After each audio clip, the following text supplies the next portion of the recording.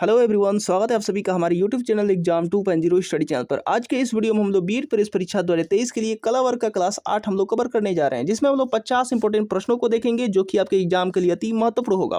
तो चलिए बिना देर की इस वीडियो को शुरू करते हैं और आज का पहला प्रश्न देखते हैं।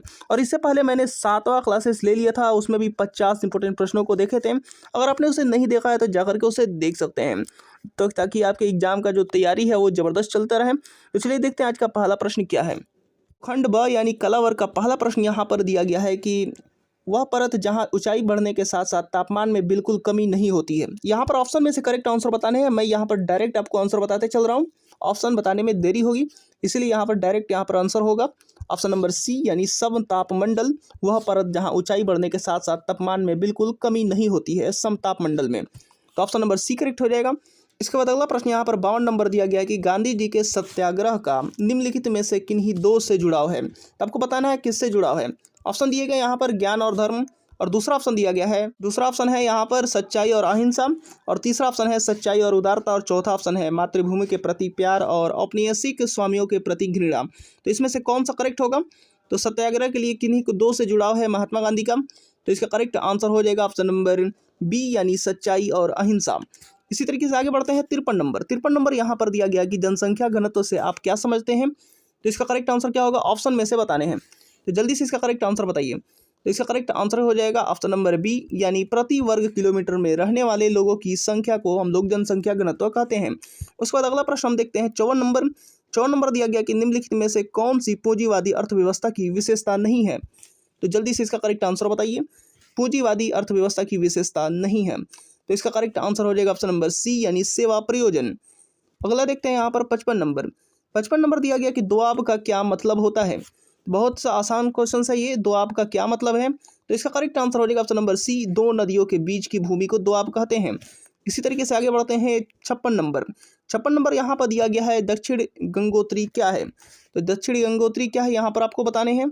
तो इसका करेक्ट आंसर हो जाएगा ऑप्शन नंबर बी यानी अंटार्कटिका में स्थित स्वचालित स्टेशन, ये आपको याद रखना है, दक्षिणी गंगोत्री है।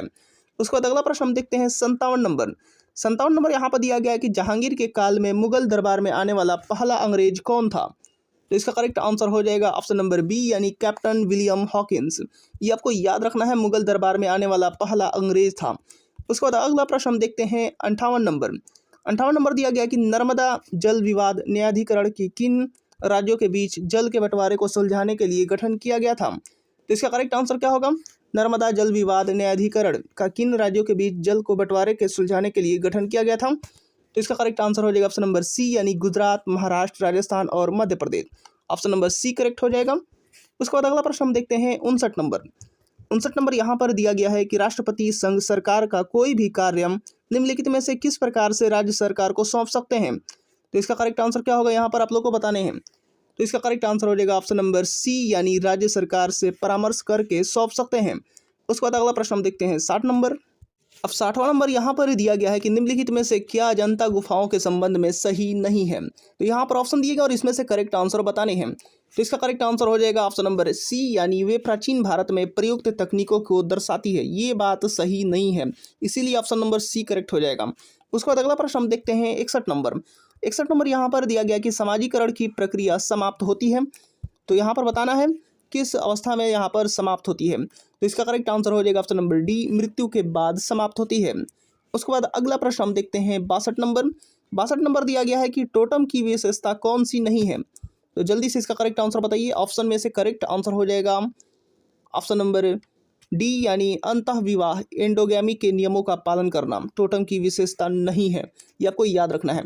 उसके बाद अगला प्रश्न हम देखते हैं 63 नंबर। जनजातियों में दहेज प्रथा यहाँ पर बताया गया है कि है कि नहीं। तो इसका करेक्ट आंसर क्या होगा। इसका करेक्ट आंसर हो जाएगा ऑप्शन नंबर डी, कुछ जनजातियों में सुस्थापित प्रथा है, ये आपको याद रखना है। उसके बाद अगला प्रश्न हम देखते हैं 64 नंबर। आधुनिक समय में नौकरशाही अत्याज्य है क्योंकि, आपको बताना है नौकरशाही अत्याज्य है। तो यहाँ पर ऑप्शन में से क्या करेक्ट होगा। इसका करेक्ट आंसर हो जाएगा ऑप्शन नंबर सी, यह समूह प्रशासन की आवश्यकता को पूरी करती है।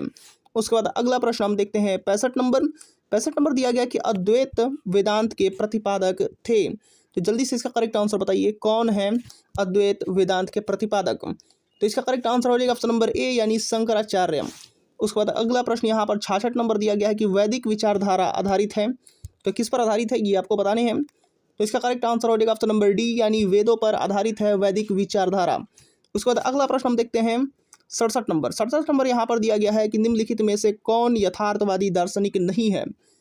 तो इसका करेक्ट आंसर हो जाएगा ऑप्शन नंबर सी, यानी देकार्त। उसके बाद अगला प्रश्न हम देखते हैं 68 नंबर यहाँ पर दिया गया है कि अवधान के केंद्रीयकरण का सबसे मुख्य आधार है। तो आपको बताना है अवधान का केंद्रीयकरण का सबसे मुख्य आधार कौन सा है। तो इसका करेक्ट आंसर क्या होगा, इसका करेक्ट आंसर हो जाएगा ऑप्शन नंबर ए, यानी रुचि। इसी तरीके से आगे बढ़ते हैं 69 नंबर दिया गया कि व्यक्ति वंशक्रम तथा वातावरण का योग नहीं गुणनफल है। तो इसका करेक्ट यहाँ पर आंसर क्या होगा, किसने कहा है। तो ऑप्शन में से करेक्ट बताना है कि किसने कहा है व्यक्ति वंशक्रम तथा वातावरण का योग नहीं गुणनफल है। तो इसका करेक्ट आंसर हो जाएगा ऑप्शन नंबर बी, यानी वुडवर्थ ने कहा है। इसी तरीके से आगे बढ़ते हैं 70 नंबर।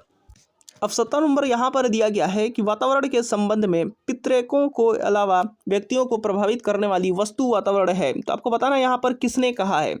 तो जल्दी से बताइए इसका करेक्ट आंसर क्या होगा। वातावरण के संबंध में पितृकों के अलावा व्यक्ति को प्रभावित करने वाली वस्तु वातावरण है, किसने कहा है। तो इसका करेक्ट आंसर हो जाएगा ऑप्शन नंबर ए, यानी बोरिंग ने कहा है। इसी तरीके से आगे बढ़ते हैं 71 नंबर। घटना और तारीख के इन जोड़ों में से कौन सा जोड़ा सही ढंग से मेल नहीं खाता है। ऑप्शन में से करेक्ट आंसर बताने हैं। तो इसका करेक्ट आंसर मैं आपको बताते चल रहा हूँ। इसका करेक्ट आंसर हो जाएगा ऑप्शन नंबर सी, यानी बीडी तिलक ने पूना में अपने मुख्यालय के साथ भारतीय गृह नियम लीग की स्थापना की 1914 में। ये मेल नहीं खाता है, यहाँ पर ये ऑप्शन नंबर सी करेक्ट हो जाएगा। इसी तरीके से आगे बढ़ते हैं यहाँ पर 72 नंबर दिया गया है कि इनमें से किस लड़ाई में अंग्रेजों ने बंगाल के नवाब सिराजुद्दौला को हराया था। तो इसका करेक्ट आंसर क्या होगा। तो इसका करेक्ट आंसर हो जाएगा ऑप्शन नंबर ए, यानी 1757 में प्लासी की लड़ाई में सिराजुद्दौला को अंग्रेजों ने हराया था, बंगाल के नवाब को हराया था। उसके बाद अगला प्रश्न हम देखते हैं। अगला प्रश्न यहाँ पर 73 नंबर दिया गया है कि जैन धर्म में 3 रत्न यानी त्रिरत्न दिए जाते हैं और उन्हें निर्वाण का मार्ग कहा जाता है, वे क्या हैं। तो यही आपको बताना है करेक्ट आंसर क्या होगा इनमें से। तो इसका करेक्ट आंसर हो जाएगा ऑप्शन नंबर डी, यानी सही विश्वास, सही ज्ञान और सही आचरण। ये त्रिरत्न दिए जाते हैं, उन्हें निर्वाण का मार्ग कहा जाता है। उसके बाद अगला प्रश्न हम देखते हैं 74 नंबर दिया गया कि अंडमान और निकोबार द्वीप समूह भारत का एक संघ शासित प्रदेश है। निकोबार में द्वीपों की संख्या क्या है। तो आपको बताना है द्वीपों की संख्या कितनी है। तो इसका करेक्ट आंसर हो जाएगा ऑप्शन नंबर बी, यानी 19 है द्वीपों की संख्या। और दोस्तों ये वीडियो आपको पसंद आ रहा है तो इसको लाइक करते रहिए, और चैनल को अभी तक सब्सक्राइब नहीं किया है और सोच रहे हैं सब्सक्राइब करने के लिए तो सब्सक्राइब कर ही दीजिए और साथ में बेल आइकन बटन भी दबा दीजिए ताकि हमारा एक भी वीडियो को नोटिफिकेशन आपसे मिस ना हो सके। अगला प्रश्न यहाँ पर 75 नंबर देखते हैं। 75 नंबर यहाँ पर दिया गया है कि सौरमंडल की उत्पत्ति से संबंधित इनमें से कौन सा सिद्धांत सही ढंग से मेल खाता है। आपको बताना है सही ढंग से मेल खाता है कौन सा सिद्धांत है। तो इसका करेक्ट आंसर हो जाएगा ऑप्शन नंबर बी, यानी ज्वारिया हाइपोथेसिस, जेम्स जीन्स और हैरोल्ड जेफरी की, यही करेक्ट हो जाएगा ऑप्शन नंबर बी। उसके बाद अगला प्रश्न हम देखते हैं 76 नंबर यहाँ पर दिया गया कि इनमें से कौन सा महाद्वीप सही ढंग से अपने सबसे बड़े देश क्षेत्र में से मेल खाता है। तो इसका करेक्ट आंसर क्या होगा। इनमें से कौन सा महाद्वीप सही ढंग से अपने सबसे बड़े देश से मेल खाता है। तो इसका करेक्ट आंसर हो जाएगा ऑप्शन नंबर डी, यानी दक्षिण अमेरिका, ब्राजील, ये करेक्ट हो जाएगा। इसके बाद अगला प्रश्न यहाँ पर 77 नंबर दिया गया कि इनमें से कौन सा कम हिमालय या हिमाचल के महत्वपूर्ण पहाड़ी रिसॉर्ट्स में से एक नहीं है। तो इसका करेक्ट आंसर क्या होगा। इसका करेक्ट आंसर हो जाएगा ऑप्शन नंबर ए, यानी बाड़ासुर नहीं है। उसके बाद अगला प्रश्न हम देखते हैं 78 नंबर दिया गया कि निम्न में से कौन से युग्म सही ढंग से मेल नहीं खाते हैं। तो इसका करेक्ट आंसर हो जाएगा ऑप्शन नंबर बी, यानी समय का संक्षिप्त इतिहास अल्बर्ट आइंस्टीन से यहाँ पर मेल नहीं खाते हैं। तो यहाँ पर करेक्ट क्या होगा। A brief history of time के लेखक स्टीफन हॉकिंग है, ये आपको याद रखना है। समय का संक्षिप्त इतिहास के जो लेखक हैं वो कौन है, स्टीफन हॉकिंग। उसके बाद अगला प्रश्न हम देखते हैं 79 नंबर यहाँ पर दिया गया है अभिज्ञान शकुंतलम किताब के लेखक कौन है। तो इसका करेक्ट आंसर हो जाएगा ऑप्शन नंबर सी, यानी कालिदास जी हैं। इसके बाद अगला प्रश्न यहाँ पर 80 नंबर दिया गया कि इनमें से कौन सा बैंक और उनकी टैगलाइन के बीच एक असंगत मिलान है। यानी आपको बताना है जो बैंक है और उसकी टैगलाइन है वो सही नहीं है। तो इसका करेक्ट आंसर क्या होगा। इसका करेक्ट आंसर हो जाएगा ऑप्शन नंबर बी, यानी पंजाब नेशनल बैंक का यहाँ पर जो टैगलाइन है बढ़ती का नाम जिंदगी, ये नहीं होगा। ये ऑप्शन नंबर बी यहाँ पर करेक्ट हो जाएगा। इसका जो टैगलाइन होता है वो आपको मैं बता दे रहा हूँ। इसका टैगलाइन होता है the name you can bank upon, the name you can bank upon, ये करेक्ट हो जाएगा। उसके बाद अगला प्रश्न हम देखते हैं 81 81 नंबर दिया गया कि कुछ भारतीय अर्थशास्त्री ब्रिटिश शासन के दौरान भारत की राष्ट्रीय आय का मूल्यांकन करने का प्रयास करते थे। निम्नलिखित में से कौन अर्थशास्त्री नहीं है? तो यहाँ पर बताना है कौन अर्थशास्त्री नहीं है जो भारत की राष्ट्रीय आय का मूल्यांकन करने का प्रयास करते थे ब्रिटिश शासन के दौरान। तो इसका करेक्ट आंसर हो जाएगा ऑप्शन नंबर डी यानी प्रशांत चंद्र महालनोबिस। इसका करेक्ट आंसर हो जाएगा ऑप्शन नंबर डी प्रशांत चंद्र महालनोबिस। उसका बाद अगला प्रश्न यहाँ पर 82 नंबर दिया गया है कि 1991 की नई उदार आर्थिक नीति के परिचय के साथ भारतीय अर्थव्यवस्था ने इसके अलावा निम्नलिखित सभी के माध्यम से मौजूदा आर्थिक समस्याओं को संबोधित किया है। इसमें से कौन सा करेक्ट होगा? यहाँ पर करेक्ट हो जाएगा औद्योगिकरण के अलावा निम्नलिखित सभी के माध्यम से मौजूदा आर्थिक समस्याओं को संबोधित किया है। उसके बाद अगला प्रश्न हम देखते हैं 83 नंबर। 83 नंबर दिया गया कि इनमें से कौन सा कारक नहीं है जो भारतीय संविधान को निर्माण में योगदान देता है? तो इसका करेक्ट आंसर हो जाएगा ऑप्शन नंबर ए यानी औद्योगिक क्रांति जो है वो कारक नहीं है जो भारतीय संविधान के निर्माण में योगदान देता है। उसके बाद अगला प्रश्न हम देखते हैं 84 नंबर। इसके बाद अगला प्रश्न यहाँ पर 84 नंबर दिया गया कि इनमें से कौन सी भारतीय संविधान की एक महत्वपूर्ण विशेषता नहीं है? आपको नहीं है बताना है। तो चलिए पहले ऑप्शन देख लेते हैं। ऑप्शन दिया गया पहला कि यह एक लिखित संविधान है, ये आपका यहाँ पर विशेषता है। ऑप्शन नंबर बी दिया गया यह अनुमेय है, इसे संशोधित किया जा सकता है, लेकिन यह अनम्य भी है कुछ भाग के रूप में, यानी इसकी मूल संरचना में संशोधन नहीं किया जा सकता है। ये भी विशेषता है, महत्वपूर्ण विशेषता है। उसके बाद आगे यहाँ पर सी नंबर दिया गया है, यह एकल है क्योंकि केंद्र में अधिक शक्ति है, लेकिन यह संघीय भी है क्योंकि शक्ति केंद्र और राज्य के बीच विभाजित है। ये भी विशेषता है, ये भी आपको याद रखना है। लेकिन ऑप्शन नंबर डी यहाँ पर दिया गया है, इसे राज्य के राज्यपाल यानी सांसदों और विधायकों के परामर्श से संशोधित किया जा सकता है। ये बात यहाँ पर गलत है। यहाँ पर ये महत्वपूर्ण विशेषता नहीं है भारतीय संविधान की। ये यहाँ पर करेक्ट हो जाएगा ऑप्शन नंबर डी, ये हो जाएगा। इसके बाद अगला प्रश्न यहाँ पर 85 नंबर दिया गया कि भारत के संविधान के किस संशोधन अधिनियम ने पंचायती राज को एक संवैधानिक निकाय बनाया है? तो इसका करेक्ट आंसर हो जाएगा 1952 का 73वां संशोधन अधिनियम जो है वो पंचायती राज्य को संवैधानिक निकाय बनाया। उसके बाद अगला प्रश्न देखते हैं 86 नंबर। 86 नंबर यहाँ पर दिया गया कि संविधान द्वारा विचार की गई लोकसभा में अधिकतम ताकत क्या है? तो इसका करेक्ट आंसर हो जाएगा ऑप्शन नंबर सी यानी 552। इसी तरीके से आगे बढ़ते हैं 87 नंबर। 87 नंबर दिया गया कि भारतीय मानक मेरिडियन 5 राज्यों के माध्यम से गुजरता है, इनमें से कौन राज्य 5 में से नहीं है? तो इसका करेक्ट आंसर हो जाएगा ऑप्शन नंबर सी यानी बिहार जो है वो 5 राज्यों में से नहीं है। 5 राज्यों को मैं नाम बता दे रहा हूँ, उत्तर प्रदेश, मध्य प्रदेश, छत्तीसगढ़, ओडिशा तथा आंध्र प्रदेश से ये जो मेरिडियन है, मानक मेरिडियन, भारतीय मानक मेरिडियन, ये गुजरती हैं। ये आपको याद रखना है। उसके बाद अगला प्रश्न हम देखते हैं 88 नंबर। 88 नंबर दिया गया कि इस नदी की कुल लंबाई 2900 किलोमीटर है। यह तिब्बत में शुरू होती है जहां इसे सोंगपो कहा जाता है और दिहांग नाम के तहत भारतीय क्षेत्र अरुणाचल प्रदेश में प्रवेश करती हैं। इसका महत्वपूर्ण सहायक उपनगरीय सुबनसिरी, कामेंग, धनसिरी, मानस, तीस्ता है। नदी का नाम बताइए यहाँ पर कौन नदी है वो? तो इसका करेक्ट आंसर हो जाएगा ऑप्शन नंबर सी यानी ब्रह्मपुत्र नदी है, जिसका जो लंबाई है कुल 2900 किलोमीटर है। ये आपको याद रखना है। इसके बाद अगला प्रश्न यहाँ पर 89 नंबर दिया गया कि चंद्रगुप्त मौर्य के इस प्रसिद्ध राजनीतिक सलाहकार को निम्नलिखित सभी नामों से जाना जाता था, इसके अलावा।